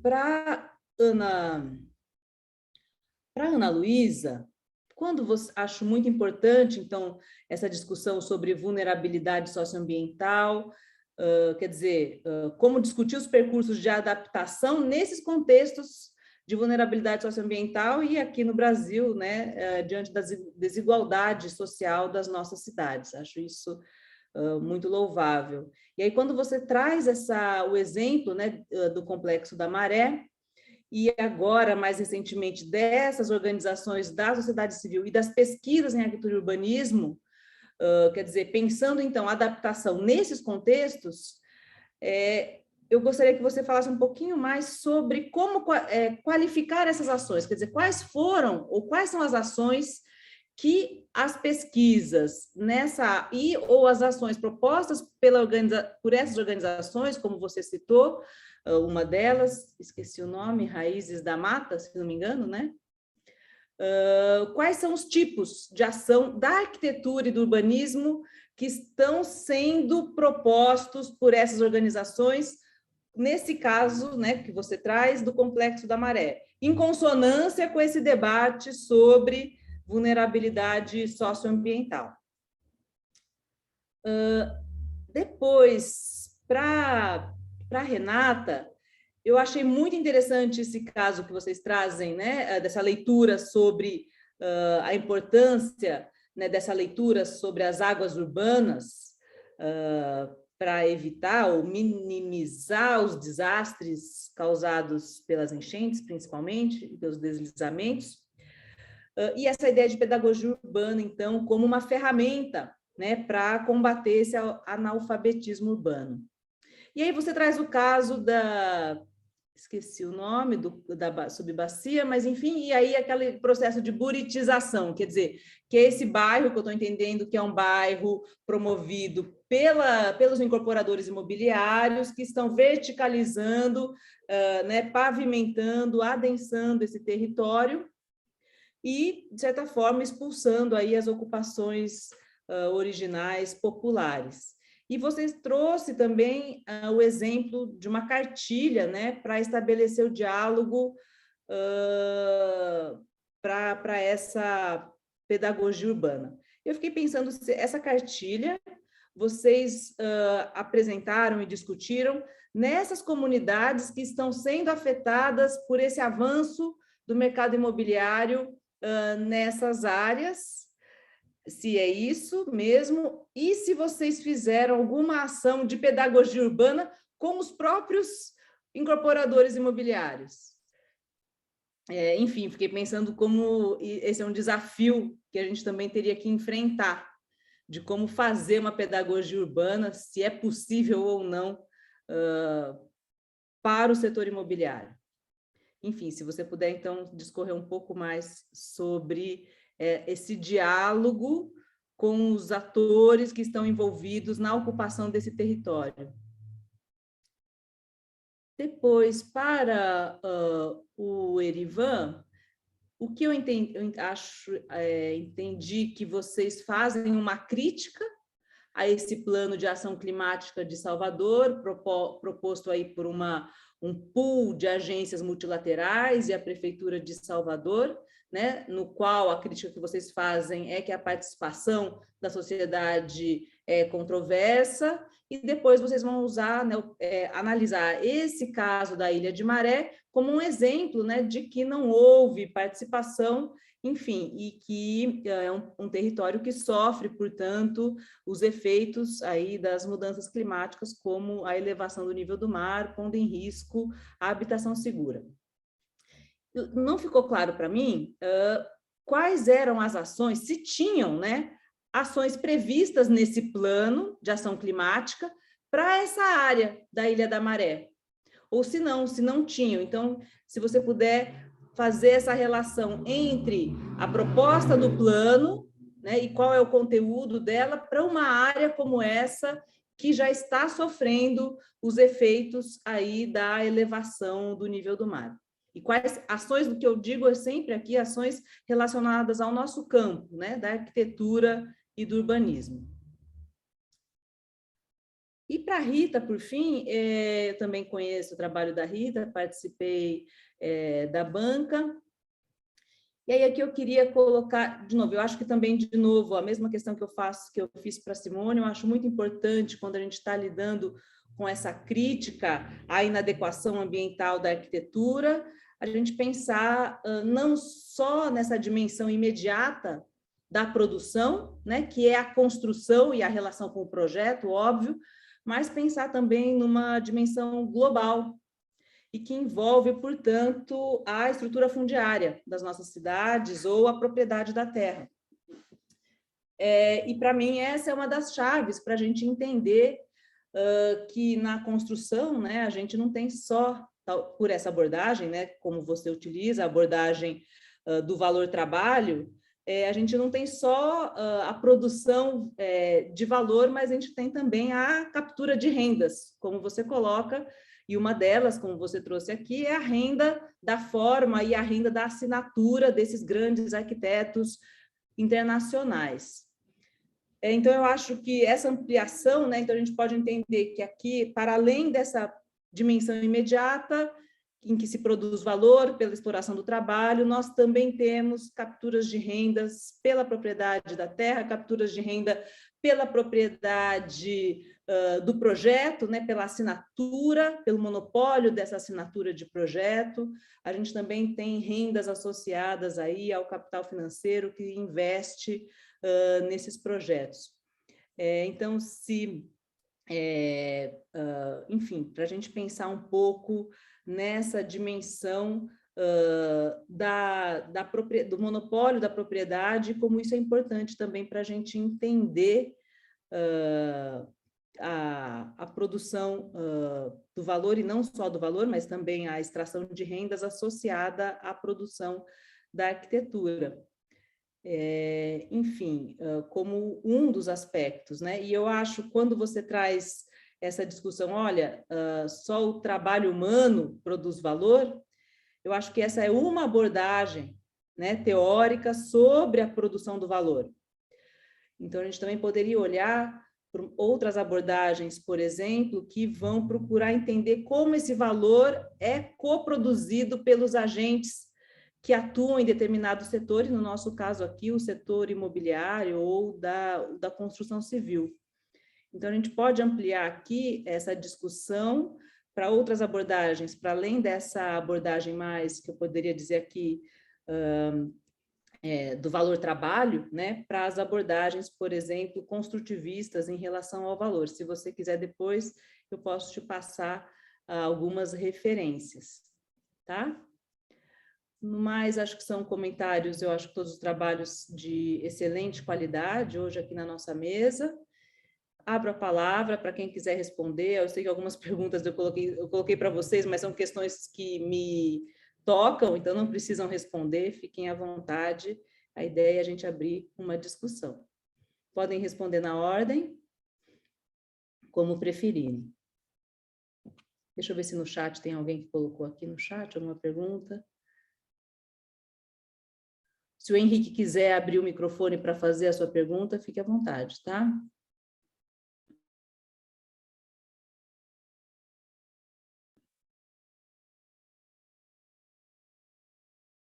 Não? Então tá. Se a Simone quiser começar a comentar. Bom, se vocês me ouvem? Sim. Eu mudei o microfone. Bom, esse conjunto de autores, principalmente relacionados ao bem viver e ao decrescimento, né, são autores que estão iniciando, apesar de já ter aí uma trajetória de uns 30 anos, toda essa discussão, né? Então, eles partem dos princípios de que eles são anticapitalistas por princípio. Eu confesso que nunca li nenhuma abordagem que tratasse diretamente sobre a propriedade da terra e a propriedade do dinheiro. Eu imagino que seja fundamental mesmo toda essa discussão, né? Mas o que eu percebo, assim, é que se segue construindo entendimentos, né? Eu acho que é o principal que me toca nesse momento, né, do tanto que eu fui construindo em relação ao conhecimento até agora, é chegar nesse ponto. E essa outra parte, né, que foi o que realmente faltou na minha tese, inclusive, é de começar a transpor agora, né, esse conjunto de entendimentos de uma maneira mais pragmática, né, para a própria arquitetura, né, para a minha área de atuação. Então, indo para a pergunta agora direto, assim, né, de como esses autores eles veem a arquitetura e a construção. Eu não li nenhuma abordagem desses autores que tratasse diretamente sobre o nosso campo, né? Mas, pelo entendimento que a gente coloca, né, de que a arquitetura e a construção, eles fazem parte desse sistema de produção, né, de que a gente está inserido nesse campo, né, de produção do ambiente construído, mas que também é a produção do valor, da produção do mundo, inserido em toda essa lógica, né? Então, ele também deve ser questionado, né? Então, a gente questiona a arquitetura, principalmente a produção da arquitetura, a partir desse viés. E aí, algumas coisas que dariam brechas, né, para pensar nesse momento aqui agora, de como a gente poderia levar, né? Eu fiquei pensando de questões como autogestão, autocentramento, autodeterminação, como eles poderiam ser poderiam ser possibilidades, né? Quando a gente trata de autocentramento, a gente está tentando, os autores, né? Eles estão tentando trazer essa questão de voltar o olhar para o território, né? Dos diferentes territórios, e a partir dele, né, conseguir se vislumbrar outras possibilidades, né? A gente poderia estar pensando em possibilidades construtivas, né, em técnicas construtivas, ou em existências de conhecimentos técnicos ainda existentes, né? Que poderia, de alguma maneira, ser potencializado, que se florescesse, possibilitaria outras coisas, né? Outros resultados. Nesse sentido, a questão da autogestão, ela é importante, né? Colocando a autogestão como um modo de fomentar a participação também, né? E não só a participação física, destituída de entendimento, mas aquela que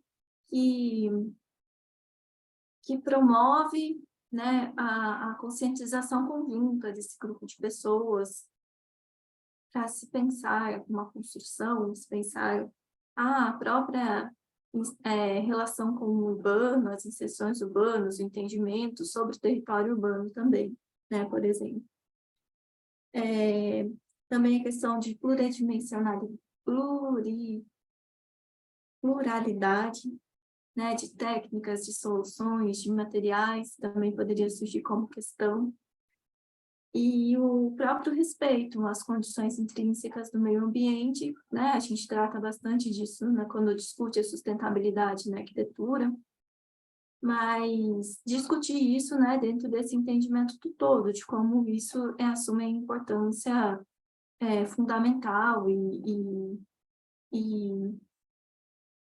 né, com a imagem que acho que a Renata mostrou, daqueles grandes paredões de arrimo, né, alterando toda a paisagem, todo o fluxo de águas do território, né, e a gente teria que de devolver, né, que trazer esse conjunto de conhecimento novamente, né, e de novo, né, seria pequenos passos, né, dentro de uma abordagem que é muito maior, que se propõe uma ruptura, mas que poderiam fomentar, né, novas ações, como tem. Obrigada, Simone. Posso complementar sua fala, Simone?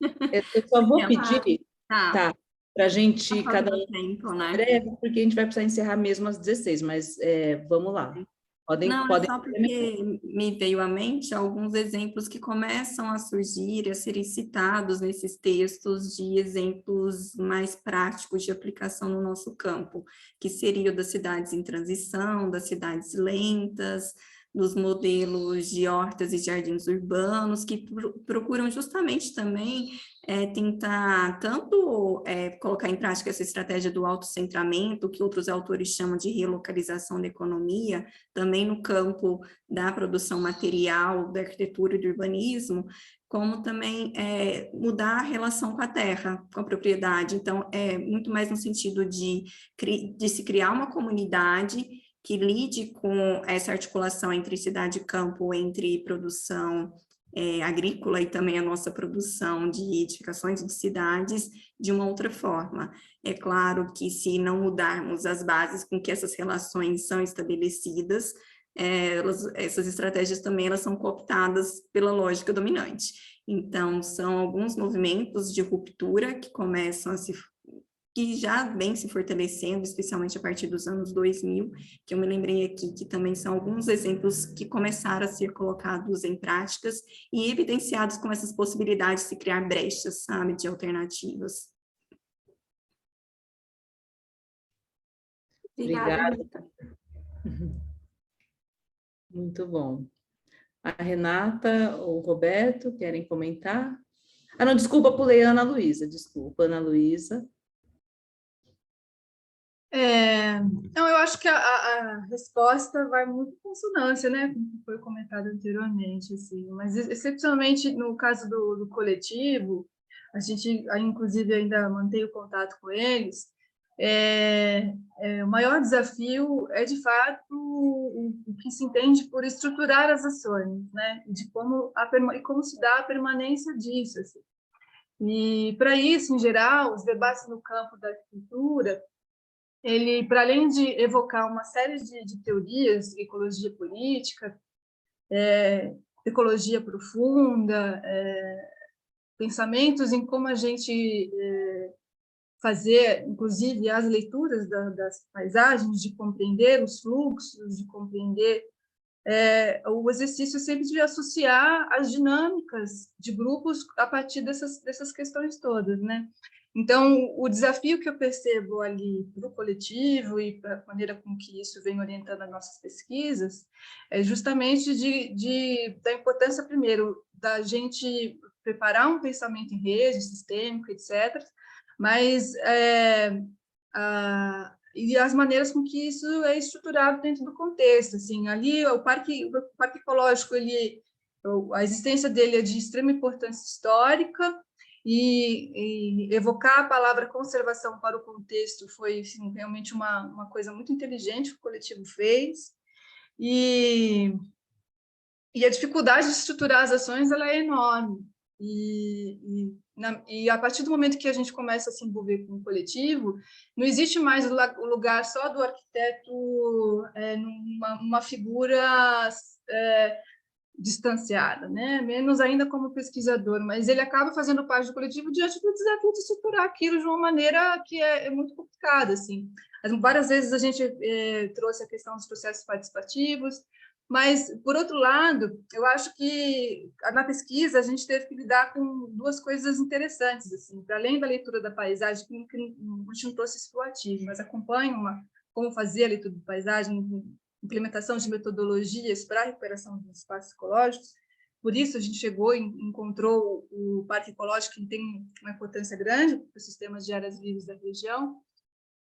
Tem uma questão também de como essas dinâmicas, por mais que elas, às vezes, não tenham uma estruturação forte, não é recente, elas se transformam muito, os grupos se rearranjam. Cada vez que isso acontece, isso provoca uma transformação, isso promove uma estrutura qualitativa. Então, é isso que eu percebo, e a inserção do arquiteto ela não se dá necessariamente num lugar distanciado. A importância didática do próprio projeto, no que se refere à leitura da paisagem, foi muito importante, nessa escala ampla de como entender historicamente e também do ponto de vista geomorfológico a vulnerabilidade do contexto. Isso tem uma importância enorme, isso se mostrou interessante, mas a estruturação da dinâmica ela é muito desafiadora. Assim. Aqui no Rio de Janeiro tem um caso do Sapé, que eles conseguiram, a partir da permanência dos moradores em determinado contexto, fazer com que o lixo não fosse mais jogado ali.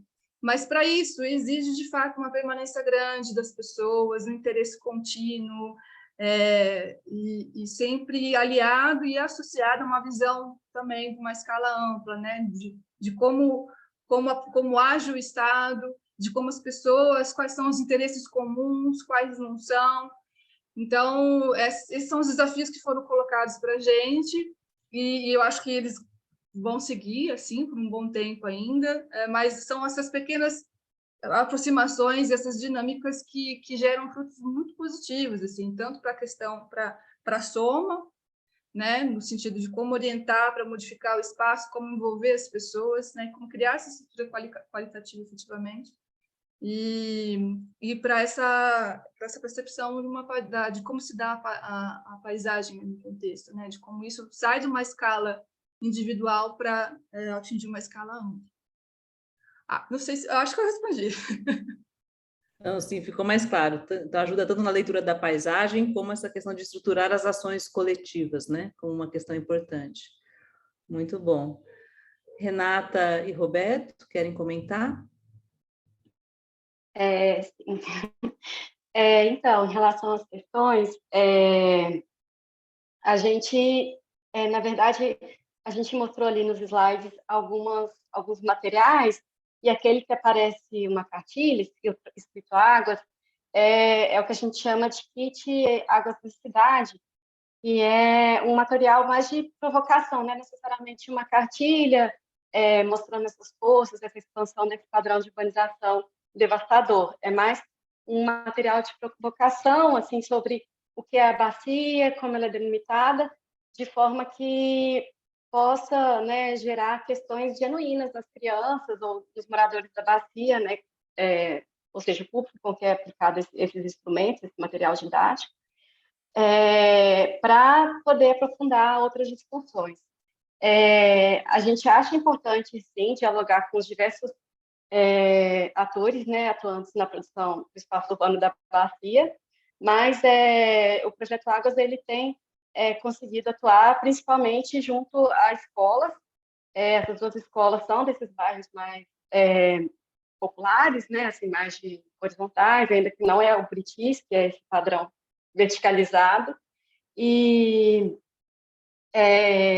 mas é uma... A princípio, então, é que junto às escolas, né, possa-se também ampliar essa discussão para fora da escola, já que a escola também ela agrega uma comunidade ali, que é de pais, de moradores do entorno, e que é possível, então, ampliar o diálogo para essas questões, provocar um maior esclarecimento, para a formação de opinião pública, para pressionar, né, para que as obras de canalização, por exemplo, não ocorram, né?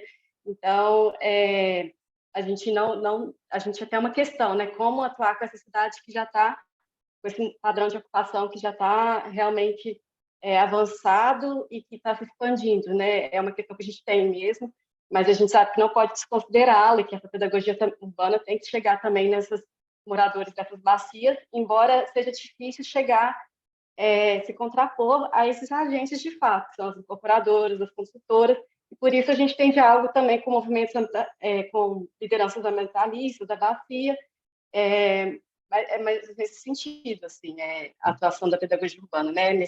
Nesse momento, a gente, como Projeto Águas da Cidade, tem atuado principalmente junto às escolas.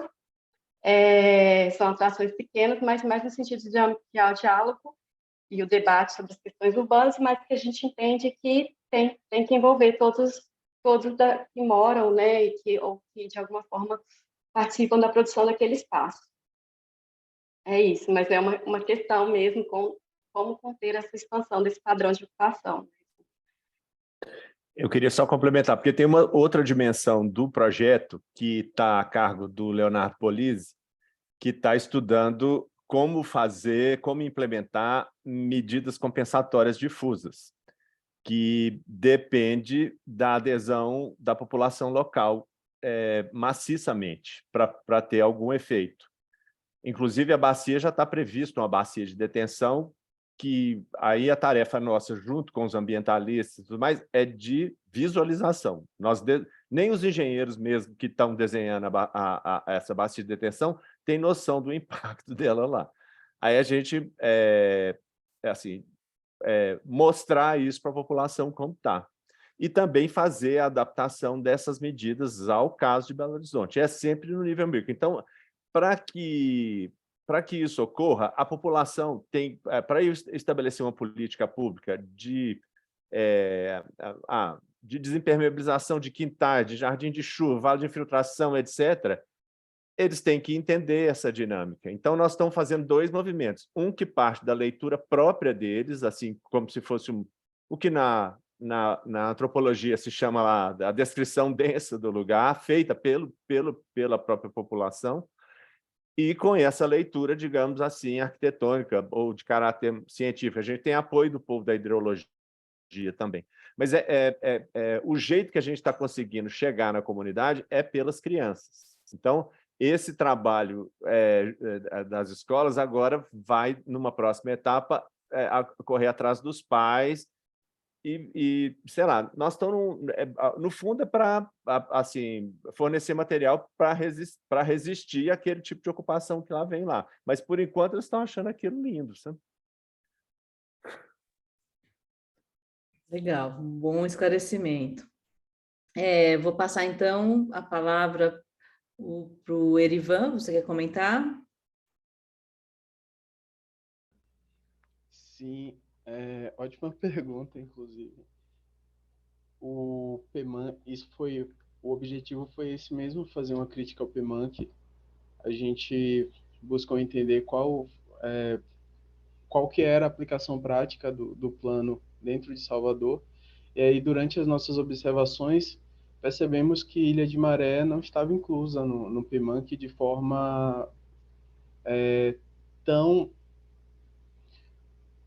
com uma atenção tão necessária quanto esse território deveria receber. E aí a gente foi entender como que o plano foi desenvolvido, por que Ilha de Maré não estava inclusa, e alcançando as nossas conclusões, né? E em algum momento a gente entendeu que toda essa questão territorial, né, de exploração do capital, poderia gerar algum retorno negativo para Salvador se Ilha de Maré fosse incluída nesse primeiro momento no PEMANC, porque já é um território criticamente ameaçado, né? Tanto por essas questões ambientais que foram trazidas, quanto por questões ambientais que estão por vir. É previsto para Salvador que até 2100 o mar se eleve em 80 centímetros, né? Mas Ilha de Maré não aparece no mapa de territórios criticamente em situações críticas, como aparece a orla norte de Salvador, que é uma região que é majoritariamente ocupada por uma população classe média alta. Utilizamos outras ferramentas, como uma ferramenta disponível na internet, criada pelo Climate Central, que é uma comissão de pesquisadores que fazem pesquisa nessas questões ambientais e de mudanças climáticas. Utilizamos o Climate Central para fazer uma projeção de elevação do nível do mar para a Ilha de Maré, e aí a gente percebeu que Ilha de Maré, entre vários outros territórios de Salvador, está criticamente ameaçada pela elevação do nível do mar, sendo que toda essa faixa de costa marítima, onde a população vive, né, seria atingida, a água entraria, né, nessas casas, enfim. Se isso está acontecendo, né, já deveria vir no PEMANC mesmo, já que entre os 3 objetivos do PEMANC, o segundo é de dar adaptação, já deveria vir ação ou alguma prática, né, mesmo que de forma breve, voltada para esse território, mas isso não acontece. E aí, a participação da arquitetura e urbanismo, né, qual é a ação, como que a arquitetura e o urbanismo pode atuar nesse cenário para apresentar mudanças? O primeiro é fazendo essa vigília mesmo, nessa observação desses planos, vendo se eles são coerentes com a realidade. E a segunda é buscando meios de potencializar práticas de resiliências já existentes nesses territórios, né? Como a população de Ilha de Maré, que vem construindo contenções e mais contenções por eles mesmos, só que a forma que eles utilizam, né, para criar essas contenções não é uma técnica, assim, não é são improvisos. Então, um exemplo, né? Eles utilizam a própria areia do mar e as próprias conchas para fazer a contenção. Só que aí a gente, né, entende que a água salgada, a areia do mar, o cimento não combina muito, né? Mas a população não tem esse conhecimento técnico. Então, a arquitetura e o urbanismo pode chegar potencializando essas ações de resiliências no território e fornecendo assessoria, assistência técnica nesses casos, como o de Ilha de Maré. Obrigada, Erivan. Quer dizer, a própria invisibilidade desse território no plano demonstra, né, a desigualdade, né, ou a hierarquização dos territórios que são considerados passíveis, né, de implementação do plano. Muito bom. A Rita, não sei se você quer comentar alguma questão.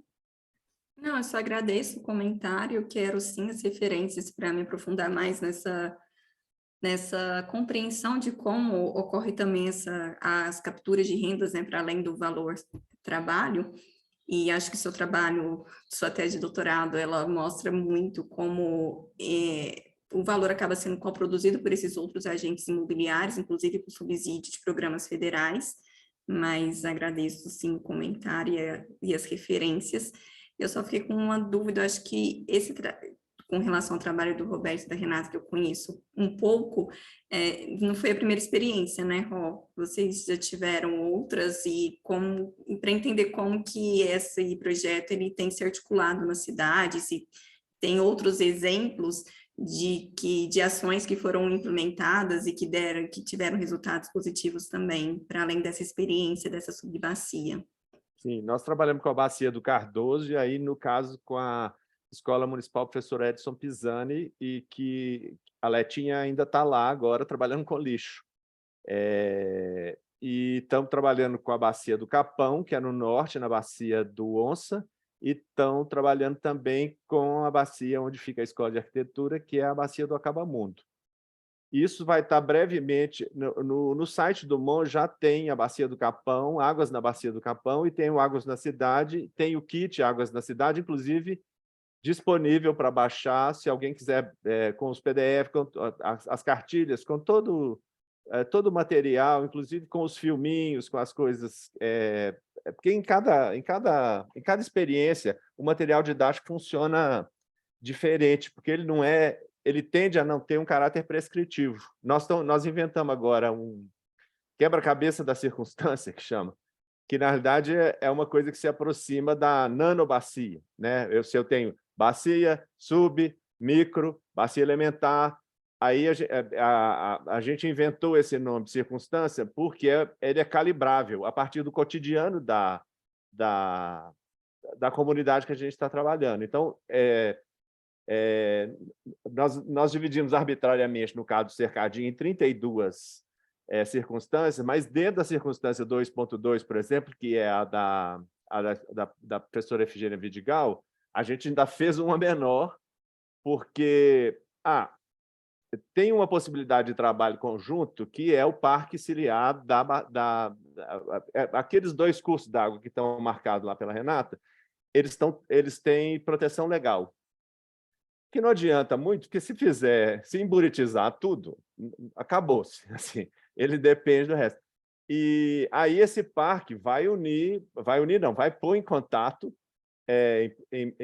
imobiliárias, as diversas prefeituras, porque a Secretaria de Obras tem um raciocínio diferente da Secretaria do Meio Ambiente, diferente da regional, etc., Copasa, BH Trans e grande elenco. Assim, e isso agora a gente está imaginando poder, com esses instrumentos de diálogo, estabelecer o diálogo assim, entre esse tanto de agentes e fatores que estão postos ali, né?